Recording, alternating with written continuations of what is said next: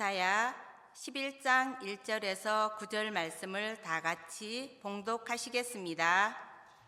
이새의 줄기에서 한 싹이 나며 그 뿌리에서 한 가지가 나서 결실할 것이요 그의 위에 야훼의 영 곧 지혜와 총명의 영이요 모략과 재능의 영이요 지식과 야훼를 경외하는 영이 강림하시리니 그가 야훼를 경외함으로 즐거움을 삼을 것이며 그의 눈에 보이는 대로 심판하지 아니하며 그의 귀에 들리는 대로 판단하지 아니하며 공의로 가난한 자를 심판하며 정직으로 세상의 겸손한 자를 판단할 것이며 그의 입의 막대기로 세상을 치며 그의 입술의 기운으로 악인을 죽일 것이며 공의로 그의 허리띠를 삼으며 성실로 그의 몸에 띠를 삼으리라.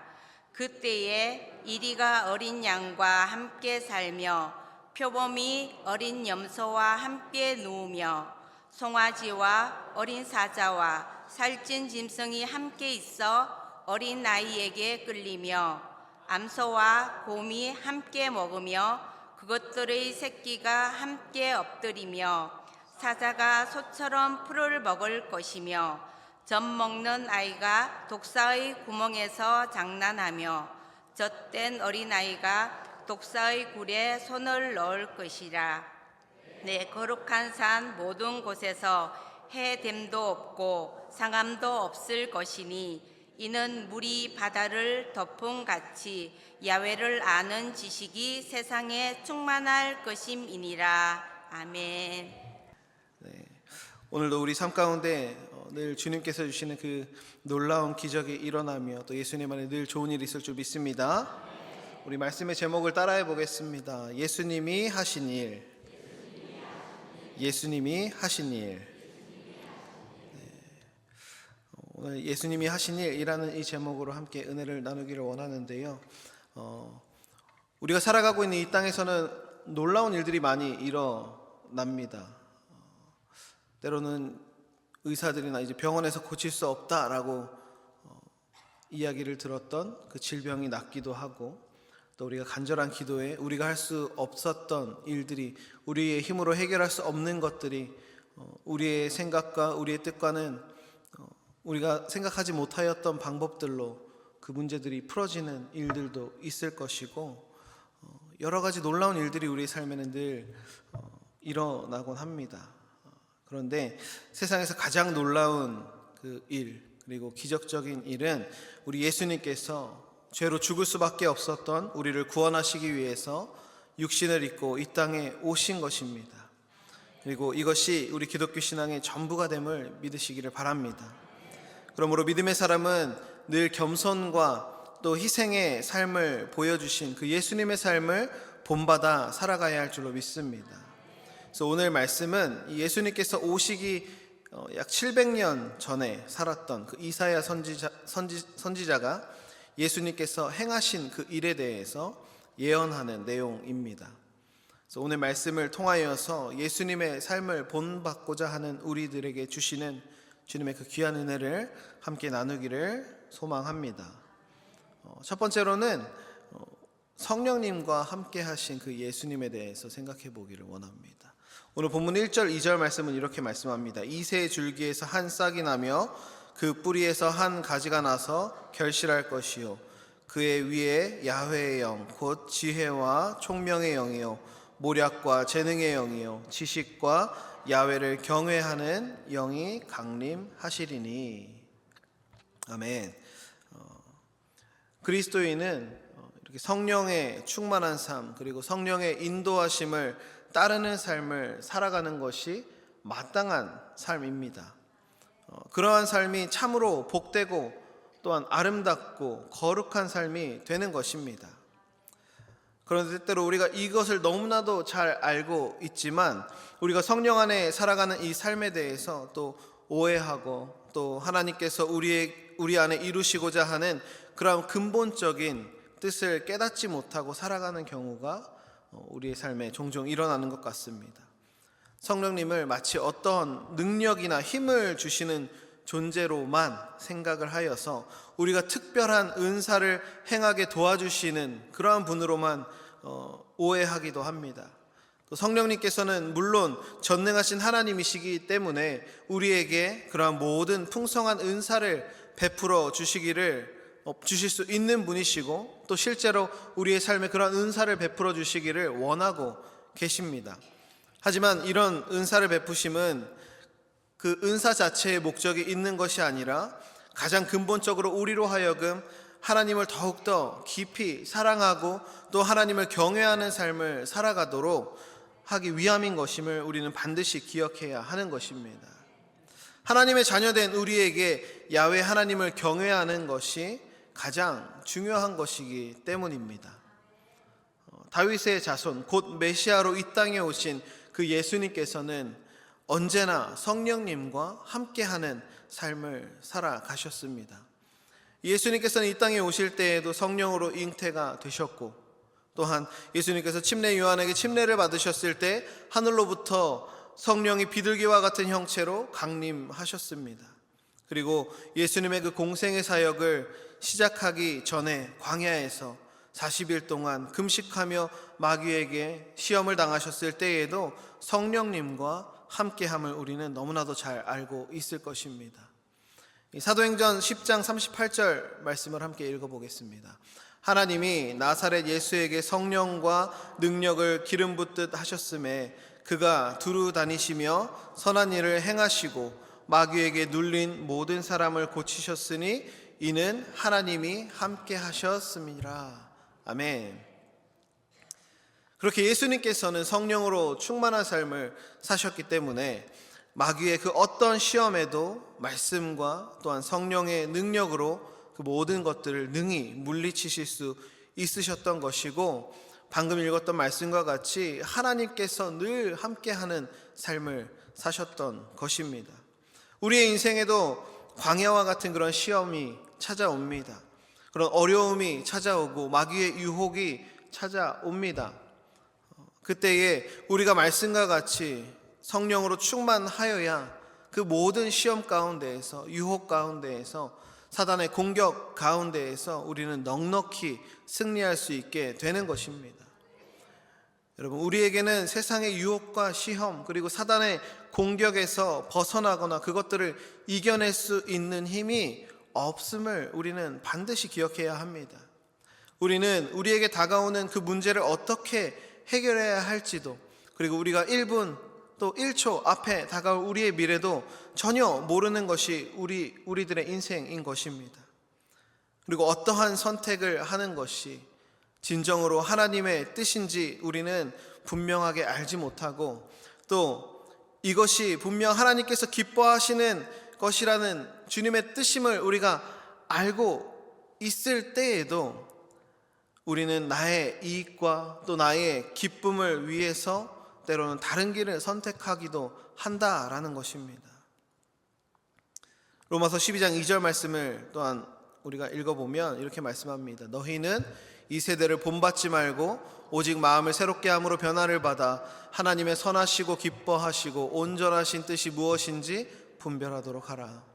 담임 목사님께서 우리 신년 축복 예배 때 본문으로 하셨던 말씀이었는데, 여기서 마음을 새롭게 하라라고 말하고 있습니다. 이 마음이라는 것은 단순히 우리의 생각이나 뜻을 이야기하는 것이 아니라 우리의 지적인 능력이나 도덕적인 능력이나 우리의 삶의 모든 것을 포함하는 그런 전인격적인 것을 말하고 있는 것입니다. 즉, 마음을 새롭게 하고 변화를 받는다라는 것은 우리가 지금까지 마귀의 악한 세력의 그 지배를 받았던 것과는 달리 우리의 내적인 그러한 본성의 변화를 이루어가야 한다라는 것이고, 전인격적인 변화를 이루어서 우리가 그리스도의 마음을 본받아야 한다라는 것을 뜻하는 것입니다. 이러한 전인격적인 변화는 너무나도 당연하게도 오직 성령님께서 우리 안에 찾아오셔야 가능한 것임을 우리는 늘 기억하고 살아가야 하는 것입니다. 그렇기 때문에 우리는 늘 성령님을 우리 삶 가운데 인정하고 환영하고 모셔드리면서 늘 성령의 충만한 삶을 살아가기 위해서 몸부림쳐야 할 줄로 믿습니다. 우리 성령님께서 우리 안에 충만하게 되었을 때 우리는 비로소 하나님께서 우리에게 품으신 그 선하시고 기뻐하시고 온전하신 뜻이 무엇인지 분별하여서 깨달을 수가 있게 되는 것입니다. 주님의 그 말씀에 또한 순종하며 또 진정으로 하나님을 경외하는 삶을 살아가기 위해서는 늘 성령의 충만에 힘쓰는 저와 여러분 되시기를 바랍니다.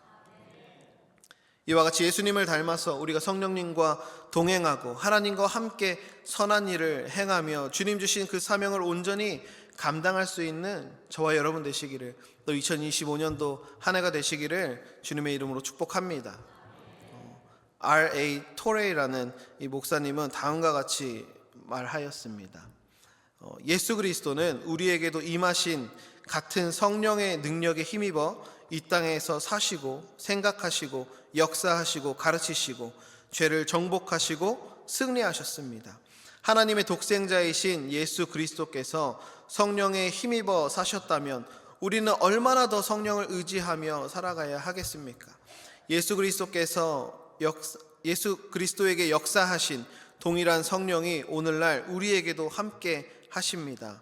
예수 그리스도를 가르치시고 지혜와 총명과 모략과 재능과 지식을 주시고 야훼를 경외하게 하신 동일한 성령님이 오늘날 우리를 가르치시기 위해 이곳에 와 계십니다. 예수 그리스도는 우리의 모범이 되십니다. 따라서 예수께서 성령을 통해 하신 일이라면 오늘날 우리 역시 할 수 있습니다. 아멘. 사랑하는 여러분, 우리가 예수님을 믿고 또한 승리하는 삶을 살기 위해서 성령의 충만을 받는 것은 너무나도 필수적인 것입니다. 그래서 우리는 사도행전 1장 8절 말씀과 같이 성령의 권능을 받고 복음의 증인되는 삶을 살아가야 할 것입니다. 우리가 주님의 본을 받아서 성령으로 충만한 삶을 살아갈 때 예수님과 함께 일하셨던 그 성령님께서 오늘날 우리의 삶 가운데서도 늘 일하시며 우리가 생각하지 못하고 우리가 상상하지 못했던 일들이 주님을 통하여서 우리의 삶 가운데 기적의 역사로 나타나게 될 줄로 믿습니다. 오직 성령의 능력으로 날마다 기적을 또한 체험하고 복음 전파를 위해서 힘쓰며 성령님과 함께 하셨던 그 예수님처럼 우리도 한평생 성령님과 동행하는 삶을 살아가는 저와 여러분 되시기를 예수님의 이름으로 축원드립니다. 둘째로 예수님께서는 일생 동안 하나님을 경외하며 사셨습니다. 오늘 본문 3절 말씀은 이렇게 말씀합니다. 그가 야훼를 경외함으로 즐거움을 삼을 것이며 그의 눈에 보이는 대로 심판하지 아니하며 그의 귀에 들리는 대로 판단하지 아니하며. 아멘. 이 믿음의 사람은 한평생 하나님을 경외하는 삶을 살아가야 합니다. 경외하는 것은 두렵고 떨리는 마음으로 섬기는 것입니다.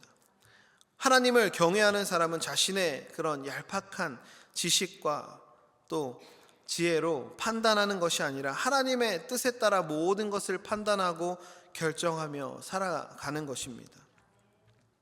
잠언 1장 7절 말씀은 이렇게 말씀합니다. 야훼를 경외하는 것이 지식의 근본이오늘 미련한 자는 지혜와 훈계를 멸시하느니라. 아멘. 이렇게 야훼를 경외하는 것이 우리의 삶의 가장 중요한 것이고 지식의 근본이 되는 것임을 우리는 늘 기억해야 하는 것입니다. 우리가 잘 아는 다윗 왕의 삶을 한번 생각해 보기 원합니다. 성경에는 다윗 왕이 어떤 결정을 내리기 전에 하나님께 뜻을 구하는 그런 모습을 잘 나타내주고 있습니다. 성경 말씀에는 다윗이 하나님께 묻자와 이르되, 다윗이 하나님 야훼께 묻자온데, 다윗이 하나님께 다시 묻자온데, 또 다윗이 하나님께 여쭈어 이르되, 이렇게 이야기하면서 계속해서 그는 하나님께 주님의 뜻을 여쭙고 구하고 그 뜻대로 살아가려고 몸부림치며 살았던 사람이 바로 다윗이었습니다. 하나님께 여쭙고 다시 물어보고 주님의 뜻을 확인하고 또 확인하는 그러한 삶을 살았던 것입니다. 그렇게 주님의 뜻을 여쭙고 내린 결정에는 하나님께서 일하시고 또 그의 대적을 멸하여 주시고 그의 앞길을 너무나도 활짝 열어주셨습니다. 하지만 그가 하나님께 여쭙지 아니하고 자신의 소견대로 행하였을 때에는 그의 계획이 실패하였고 반드시 그가 대가를 치러야 하였습니다. 이와 같이 모든 지식의 근본은 하나님을 경외하는 것입니다. 하나님을 경외하여서 주님의 뜻대로 주님이 인도하시는 삶을 살아갈 때 우리는 참된 승리를 경험할 수 있게 되는 것입니다. 여러분, 우리가 하나님을 경외하며 주님의 뜻대로 산다는 것은 너무나도 기쁘고 감사한 일입니다. 그럼에도 불구하고 우리가 기도하면서 주님의 뜻대로 다 이루어 주시옵소서라고 우리는 기도를 하지만 혹여 내가 원하는 대로 이루어지지 않을까 걱정할 때가 있지는 않습니까? 교회에서 우리가 말씀 들으면서 배우죠. 우리가 기도하는 것에 하나님께서 아니라 하셔도 그것이 응답이다. 그래서 하나님 뜻대로 이루어주세요라고 기도하지만 내 뜻대로 이루어지지 않을까 봐 걱정하는 우리의 모습을 또한 종종 발견하게 됩니다. 하나님을 경외한다는 것은, 하나님을 두려워한다는 것은 나의 뜻이 하나님의 뜻이 되어지도록 날마다 하나님 앞에 무릎을 꿇고 나의 삶을 드리며 나아가는 것입니다. 나의 삶의 주인이 내가 아니라 예수 그리스도께서 내 삶의 주인 되심을 인정하고 날마다 주님 앞에 엎드리며 나아가는 삶이 하나님을 경외하는 삶이 되는 것입니다. 예수님의 일생은 하나님을 경외하며 또 하나님의 뜻을 이루기 위한 삶이셨습니다. 이 땅에 오셔서 하나님의 나라가 이 땅에 임하게 하셨고 하나님의 뜻을 가르치시고 천국 복음을 전파하셨습니다. 그리고는 십자가에 달리셔서 인류 구원의 그 역사를 완성하셨고 3일 만에 부활하심으로 우리에게 영원한 생명을 선물로 주셨습니다. 예수님께서는 십자가에 달리시기 전 겟세마네 동산에서도 하나님의 뜻을 구하시며 땀이 피가 될 정도로 간절히 기도하셨습니다. 나로서는 이것을 정말 너무나도 피하고 싶은 이 십자가 형벌이지만 내 뜻대로 마옵시고 하나님 뜻대로 하시옵소서. 주님의 뜻을 구하는 기도를 드렸습니다. 나의 뜻이 하나님의 뜻이 되어가는 기도를 드렸던 것입니다. 우리는 우리를 영원한 죽음에서 건져내시기 위해서 독생자 그 예수 그리스도까지 우리에게 내어주신 그 하나님의 그 은혜와 사랑을 늘 기억한다면 우리는 하나님을 경외하는 삶을 살아갈 수밖에 없을 것입니다. 또한 하나님께서 이끌어 가시는 그 우리의 인생길을 기쁨과 감사함으로 살아갈 수밖에 없을 것입니다. 마태복음 7장 21절은 분명하게 이렇게 말씀합니다. 나더러 주여 주여 하는 자마다 천국에 들어갈 것이 아니요 다만 하늘에 계신 내 아버지의 뜻대로 행하는 자라야 들어가리라. 아멘. 사랑하는 여러분, 예수님과 같이 우리는 하나님을 경외하는 삶을 살아가야 합니다. 우리의 뜻이 아니라 하나님의 뜻을 이루어가는 삶을, 하나님의 뜻대로 행하는 삶을 살아가야 하는 것입니다. 우리가 하나님의 뜻을 구하며 살아갈 때 좋으신 하나님께서 우리의 일생을 책임져 주실 것입니다. 그러므로 언제나 하나님만의 나의 모든 것이 되신다 고백하는 우리가 되시기를 소망합니다. 또한 하나님의 나라와 의를 먼저 구하는 주님의 백성 되어서 주님의 귀한 축복을 이 땅 가운데서 누리며 살아가고 우리의 입술로 언제나 하나님께 사랑을 고백하고 주님의 뜻대로 행하며 살아가는 저와 여러분 되시기를 예수님 이름으로 축원드립니다. 오늘 본문 4절 5절 말씀을 우리가 이어서 한번 읽어보겠습니다. 공의로 가난한 자를 심판하며 정직으로 세상의 겸손한 자를 판단할 것이며 그의 입에 막대기로 세상을 치며 그의 입술의 기운으로 악인을 죽일 것이며 공의로 그의 허리띠를 삼으며 성실로 그의 몸의 띠를 삼으리라. 아멘. 셋째로 예수님께서는 사랑의 주님이신 동시에 공의와 또 정직으로 심판하시는 분이십니다. 이 공의의 기준은 결국에 하나님의 뜻에 있습니다. 예수님께서는 이 땅에 오셔서 회개하고 돌아오는 세리와 창녀들에게는 사랑으로 그들에게 구원을 베풀어 주셨지만 회개하지 아니하는 그런 유대교 지도자들에게는 공의를 선포하셨습니다. 그리고 종교 지도자들의 외식을 꾸짖으셨고 또한 하나님을 자신들의 소득의 수단으로 삼았던 성전에서의 그 장사꾼들의 상을 엎으시고 그들을 몰아내셨습니다. 이처럼 사람들은 자신에게 유익을 가져다 주는 그런 사람에게만 잘 대해 주려고 하고 또 그를 섬기고 그를 기쁘게 하려고 합니다. 그런데 갈라디아서 1장 10절은 이렇게 말씀합니다. 이제 내가 사람들에게 좋게 하랴 하나님께 좋게 하랴 사람들에게 기쁨을 구하랴 내가 지금까지 사람들의 기쁨을 구하였다면 그리스도의 종이 아니니라. 아멘. 그리스도인은 인생을 살아가면서 하나님을 기쁘시게 하는 삶을 살아가야 하는 것입니다. 그러기 위해서는 우리는 내가 무엇을 얻기 위해서, 내가 삶의 유익을 얻기 위해서 사람들에게 잘 대하고 섬기는 삶이 아니라 하나님을 기쁘시게 해드리기 위해서 모든 사람들을 또한 동일한 사랑과 섬김으로 대해야 하는 줄로 믿습니다. 그러므로 우리는 오직 우리를 구원하신 하나님을 기쁘시게 하는 삶을 살아가는 저와 여러분 되시기를 바랍니다. 그리고 또한 우리는 공의와 그러한 정직의 삶을 살아가야 한다라는 것입니다. 하나님께서는 성실한 자에게 은혜를 더해 주십니다.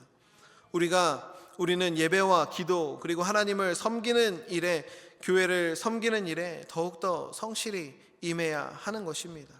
또한 가난하고 소외되고 굶주린 자들을 돌보는 일에도 우리는 성실히 나아가야 합니다. 우리가 믿음 안에서 한 몸된 지체를 섬기는 일에 또한 성실히 살아가야 하는 것입니다. 로마서 12장 10절에서 11절 말씀은 이렇게 말씀합니다. 형제를 사랑하여 서로 우애하고 존경하기를 서로 먼저 하며 부지런하여 게으르지 말고 열심을 품고 주를 섬기라. 아멘. 우리는 예수님을 믿고 변화되어서 교만의 그런 우상을 만드는 것이 아니라 섬김과 그 낮아짐 그리고 희생을 통하여서 하나님께 인정받고 칭찬받는 그러한 공의의 삶을 살아가는 모든 성도 여러분 되시기를 바랍니다. 그래서 겸손과 희생의 본을 보이신 그 예수님을 닮아서 하나님께 인정받는 그런 공의의 삶을 살아내는 저와 여러분 되시기를 주님의 이름으로 축원드립니다. 마지막으로 우리 본문 6절에서 9절 말씀을 함께 읽어보도록 하겠습니다. 그때에 이리가 어린 양과 함께 살며 표범이 어린 염소와 함께 누우며 송아지와 어린 사자와 살찐 짐승이 함께 있어 어린아이에게 끌리며 암소와 곰이 함께 먹으며 그것들의 새끼가 함께 엎드리며 사자가 소처럼 풀을 먹을 것이며 젖 먹는 아기가 독사의 구멍에 장난하며 젖된 어린아이가 독사의 굴에 손을 넣을 것이라. 내 거룩한 산 모든 곳에서 해됨도 없고 상함도 없을 것이니 이는 물이 바다 덮음 같이 야훼를 아는 지식이 세상에 충만할 것임이니라. 아멘. 마지막으로 네 번째로 예수님께서는 이 땅 가운데 평화의 나라를 가지고 오셨습니다. 예수님께서는 이 땅의 평화의 왕으로 오셨습니다. 우리의 인생에 끊이지 않는 그 갈등과 분쟁은 오직 예수님께서만 해결해 주실 수 있는 것입니다. 이 세상이 주는 평화는 완전하지 않습니다. 이 땅에서 우리가 누리고 살아가는 이 평화는 우리의 상황과 어떤 환경이 변화되면 너무나도 쉽게 깨어져 버리게 됩니다. 하지만 예수님께서 주시는 이 평화는 세상이 주는 것과는 완전히 다른 그런 완벽한 평화인 것입니다. 예수님께서는 우리가 주님의 십자가를 의지하며 나아갈 때 죄와 또 분쟁, 질병 등 우리를 불안하게 하고 우리를 병들게 하는 모든 것에서부터 자유를 얻게 하십니다. 예수님께서는 예수님의 부활하신 것을 알지 못하고 불안해하고 두려워하던 그 제자들에게 찾아가서 너희에게 평강이 있을지어다 라고 말씀하시면서 그들에게 평강을 선포하셨습니다. 예수님께서 주시는 이 평강은 완전한 평강이고 주님께서 주시는 그 평강이 성도들의 삶 가운데 넘쳐나게 될 때에 우리는 참된 자유를 누릴 수 있게 되는 것입니다. 여러분, 우리가 마지막으로 읽었던 본문 6절에서 9절 말씀의 그 모습을 우리가 상상해 보면 어떤 모습이 떠오르시나요? 어떤 모습일 것 같습니까? 어린아이가 어린 양과 함께 살며 이리가 어린 양과 함께 살고 표범이 어린 염소와 함께 눕고 송아지와 또 어린 사자가 살찐 짐승이 함께 있어 아이에게 끌리며 다닌답니다. 독사굴에 손을 넣고 이런 모습들, 내 거룩한 산 모든 곳에서 해됨도 없고 상함도 없을 것이다. 이 모습 좀 닮은 모습이 떠오르지 않으시나요? 이 창세기에서 하나님께서 천지를 창조하시고 아담과 하와가 살았던 그 에덴 동산의 모습과도 닮지 않았습니까? 여러분, 예수님께서 이 땅에 오심은 우리의 죄를 해결해 주심과 동시에 하나님의 나라를 이 땅 가운데 이루심에 있습니다. 하나님의 나라가 이 땅 가운데 임한다는 것은 완전한 평화, 그 평안이 임하는 것이고, 그 모습은 결국에 처음 아담과 하와가 맺었던 하나님과의 관계가 회복이 되어서 최초의 그 에덴 동산의 모습을 이 땅 가운데 회복시키는 것이 되는 것입니다. 사랑하는 여러분, 우리가 날마다 예수님과 동행하며 주님 주시는 참된 평화를 누리고 이 땅에 참된 하나님의 나라가 임하도록 우리는 늘 힘써 평강의 왕으로 오신 그 예수 그리스도의 복음을 최선을 다해서 세상 가운데 선포하며 살아가게 되는 저와 여러분 되시기를 주님의 이름으로 축복합니다. 그래서 우리의 삶 가운데에 하나님의 나라가 임하게 되고 그 에덴 동산이 회복이 되는, 하나님과 우리의 관계가 온전히 화평을 이루어가는 그 관계가 되도록 회복이 되어지는 역사가 우리의 삶에 늘 임하게 되기를 예수님의 이름으로 축원을 드립니다. 이 시간 우리가 함께 말씀을 기억하면서 기도하기를 원하는데, 우리가 먼저 찬양하며 나아가기를 소망합니다.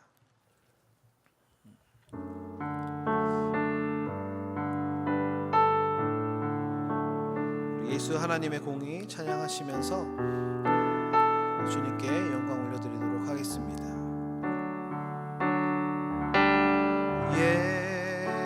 예수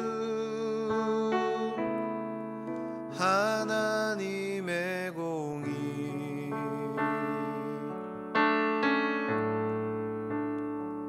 주 독생자 그의 나라 임하시네.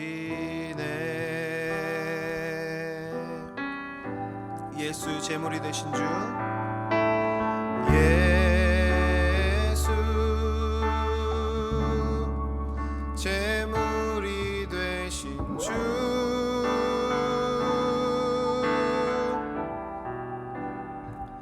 영광 중에 그의 나라 임하시네.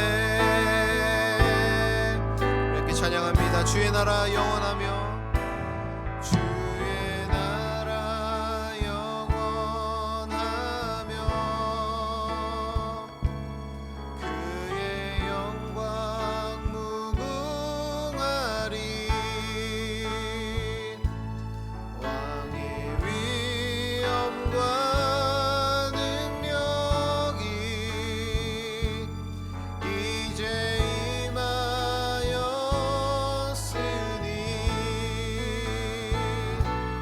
주의 주권과 주의 통치와 주의 나라 힘과 권세 임하네. 예수 하나님의 공의, 예수 하나님의 사랑, 예수 하나님의 사랑,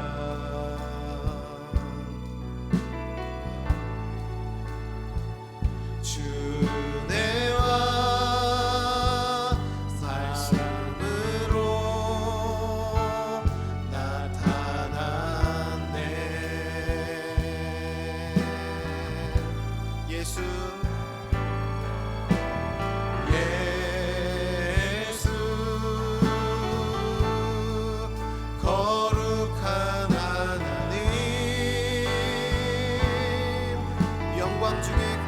나라가 임할 것입니다. 영광 중에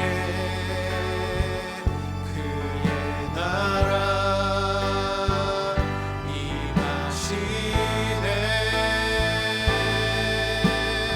주의 나라 영원하며 주의 나라 영원하며 그의 영광 무궁하리. 왕의 위엄과 능력이 이제 임하였으니 주의 주권과 주의 통치와 주의 나라 힘과 권세 임하네. 예수 하나님의 주의 나라 영원하며 주의 나라 영원하며 주의 영광 무궁하리. 왕의 위엄과 능력이 이제 임하였으니 주의 주권과 주의 통치와 주의 나라 힘과 권세 임하네. 예수 하나님의 사랑하는 여러분, 우리 예수님께서는 평생 성령님과 동행하며 사시고 또 하나님을 경외하는 삶을 사셨습니다. 그리고 이 땅 가운데 하나님의 그 평화의 나라, 하나님의 나라가 이 땅 가운데 이루어지게 하셨습니다. 우리는 성령으로 날마다 충만한 작은 예수가 되어서 이 땅에서 기쁨으로 하나님을 예배하고 하나님의 뜻을 따라서 공의와 또 평화를 이루어가는 삶을 살아내시기를 바랍니다. 평화를 주신 우리 주님께서 우리로 참된 평화를 전하는 삶으로 또 우리를 부르십니다.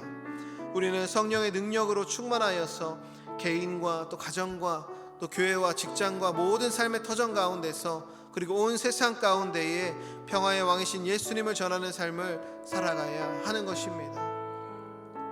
여러분, 각자의 그 삶의 자리 가운데에서 다른 모습과 방법으로 하나님께서 주신 그 다양한 달란트와 능력으로 이 세상 가운데 진정한 평강을 주시는 이 예수 그리스도를 세상 가운데 늘 전하는 삶 살기를 주님의 이름으로 소망합니다. 우리는 모두 이 어두운 땅에 빛과 소금 되어서 참된 평안과 또 기쁨인 예수를 전하며 살아가는 것이 우리의 사명임을 늘 기억하시기를 바랍니다. 그래서 우리 모두가 성령의 사람 되어서 하나님을 경외하며 또 공의를 행하고 주님의 뜻을 실천하며 사랑과 평화를 전하는 우리 모두가 되시기를 주님의 이름으로 축원드립니다. 이 시간 불편하시지 않으시다면 다 같이 자리에서 일어나셔서 주님 앞에 간절히 부르짖어 기도하기 원합니다. 이 시간 말씀을 기억하시면서 주님 우리에게 성령을 충만을 허락하여 주시옵고 주님과 늘 동행하는 삶으로 인도하여 주시옵소서. 하나님을 경외하는 삶을 살아갈 수 있도록 우리에게 힘과 능력을 더하여 주시옵소서. 주님 안에 경건한 삶을 살아가며 공의와 정의를 행하며 살아가는 하나님의 거룩한 백성들 삶 살게 하여 주시옵소서. 하나님의 나라와 예수 그리스도의 복음 선포하는 삶 살 수 있도록 주여 우리에게 힘과 능력을 더하시고 우리 모든 삶의 발걸음 인도하여 달라고 또한 마음의 소원을 가지고 우리 주여 삼창하시고 통성으로 주님 앞에 간절히 기도하며 나아가겠습니다.